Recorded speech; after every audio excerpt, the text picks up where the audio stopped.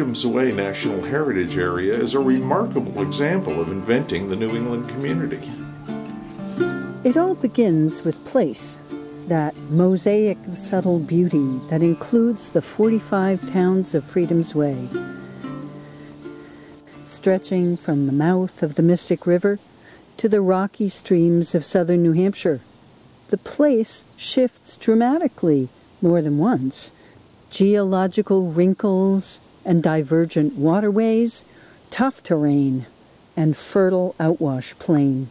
A bog here, an escarpment there, challenges to the Indians who created communities long before New England, but even more to the English immigrants whose thousand-year-old communal traditions built on a relatively narrow spectrum of place choices and social options. One thing was obvious even to the first comers. The New World provided new resources, and traditions began to change right there.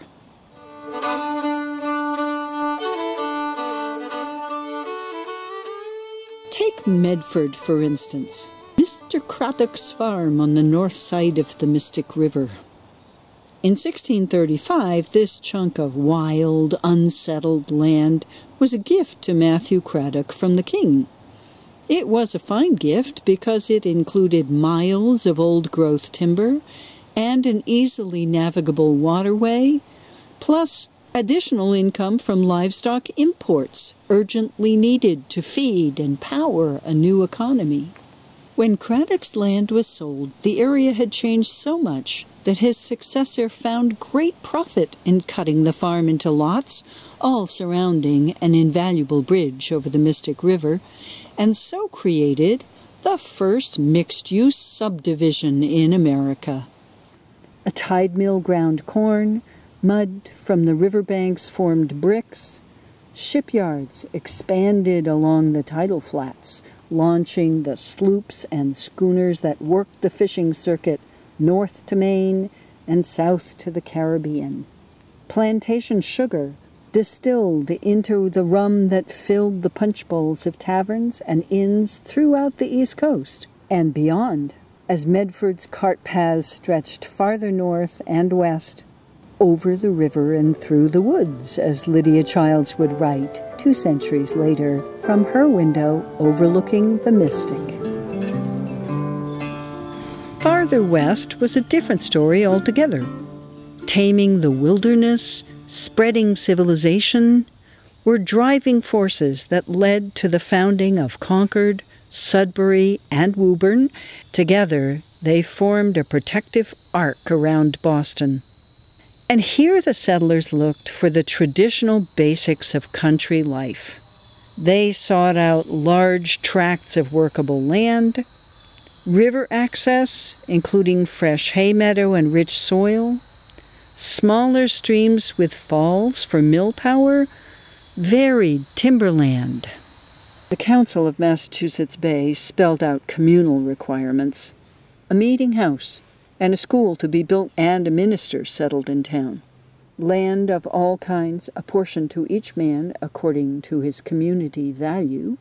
Home lots improved within 3 to 5 years, including house, cleared land, and fencing. Militia training was mandatory for every adult male, as was road work. Stone walls defined the colony's right-of-way. Common sense and tradition agreed that communal activity should be focused in a compact town center. Concord's meeting house, its graveyard, tavern, corn mill, and craft shops all clustered around a crossroad along with its earliest dwellings, all in the heart of a 6-mile square town.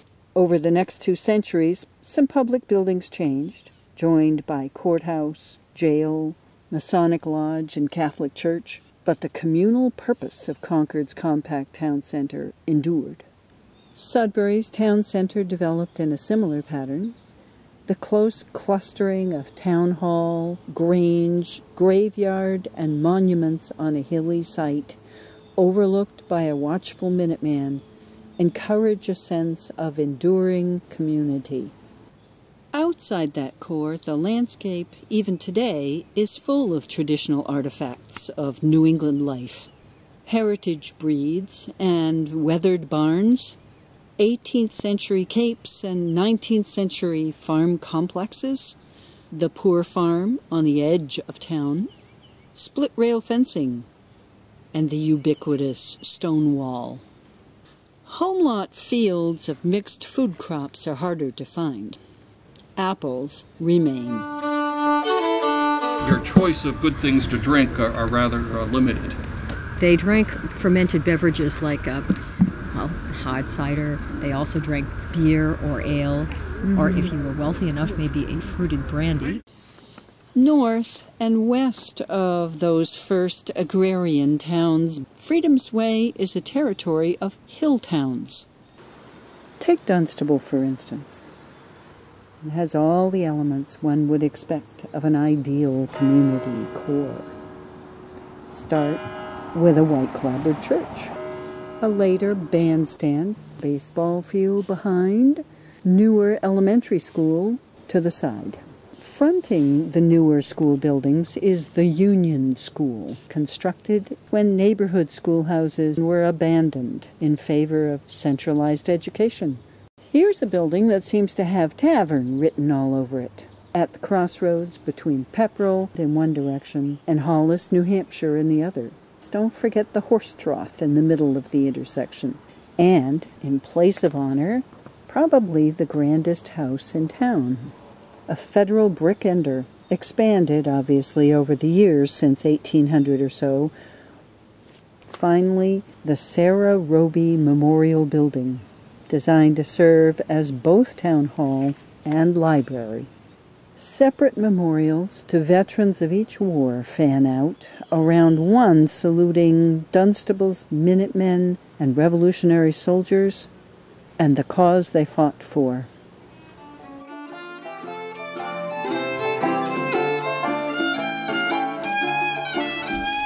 So blacksmithing is a trade.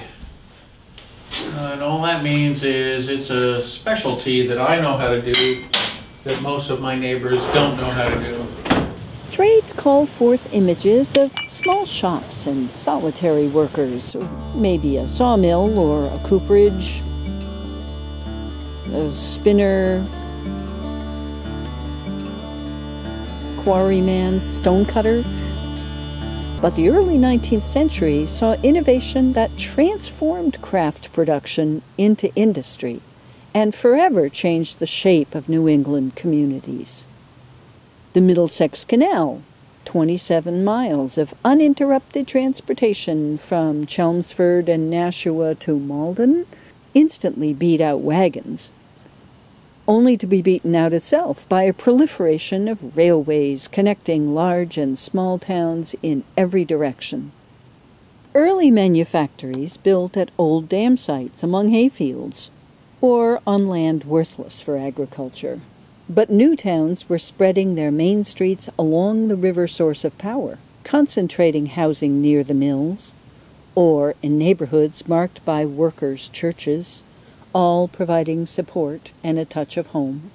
Mill owners, though, distanced themselves, atop a nearby hill or across the river where later success squeezed them out.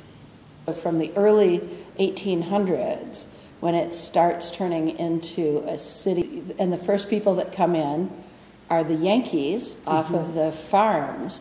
They need more employees, and the Irish start coming in. But the French Canadians, started coming down from Canada, and it just has continued happening right on through today. And you still have people coming right now to a city like Fitchburg in order to make their way in America. Because of the new markets and demand, older or smaller mills in Freedom's Way specialized and operated well into the 20th century. Suspenders in Shirley and picture frames in Arlington, Gardner Furniture, Winchendon, wooden toys. To say nothing of millions of crates, machine parts, plastic products. Too often, change and conflict go hand in hand. In Freedom's Way, the memory of revolutionary sacrifice is never far away. The Minuteman looms large over the landscape. But large or small, basic or artistic, at Memorial Park or historic graveyard, the statues and the names of soldiers remain a public reminder that they defended the communities from which they came. Honor the sacrifices of all who have served here, from World War I, World War II, the Korean War, the Vietnam War, the Persian Gulf War, the war in Afghanistan, and the Iraq War.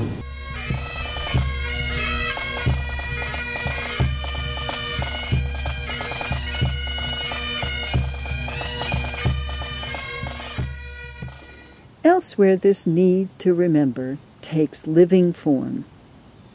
In case of danger, fly to the woods with our children.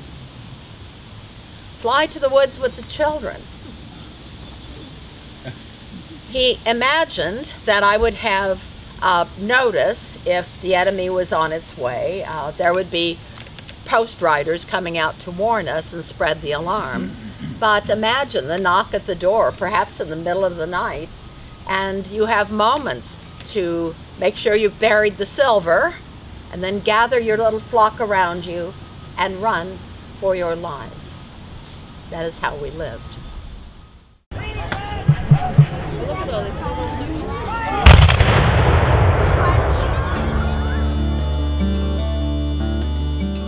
The New England community is a place sustained, often as not, by old traditions made new. The thriving industrial village of East Pepperell lost its factories. Its water power was redirected to hydroelectricity. In Westford and Clinton, rejuvenated factories appeal to a spectrum of potential buyers.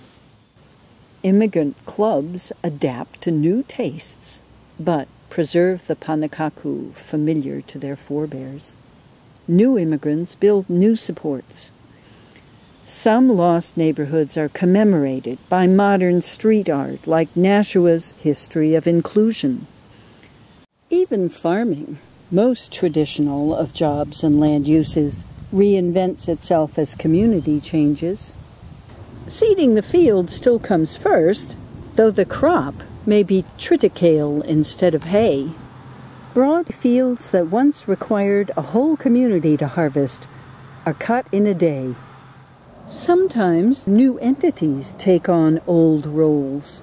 A venerable family farm is brought back to life by volunteers and the city of Leominster. Flat's Mentor Farm trains refugees and novice farmers. Here we have never turned anybody away. So if a person, black, green, or neon purple comes, we don't discriminate. And you come and you say, I want to be a farmer. So okay. So the first year you get your plot for free. You also get the infrastructure that we have. We are grant funded, and most of the times we don't have money. A new generation in Freedom's Way learns traditional farming tasks. Agricultural fairs still judge stellar products of local farms, but add a bit of carny that would have shocked the Middlesex Agricultural Society. Farmers' markets have returned to favor, a shared venue for small producers, local customers, and new products. Communities come together in work. They come together in celebration. Communities speak their minds.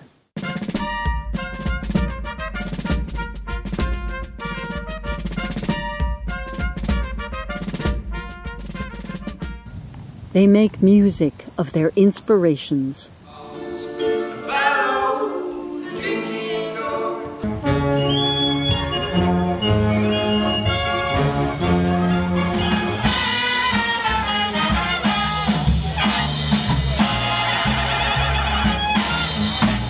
Some on the mountain and reap 'em in the valley.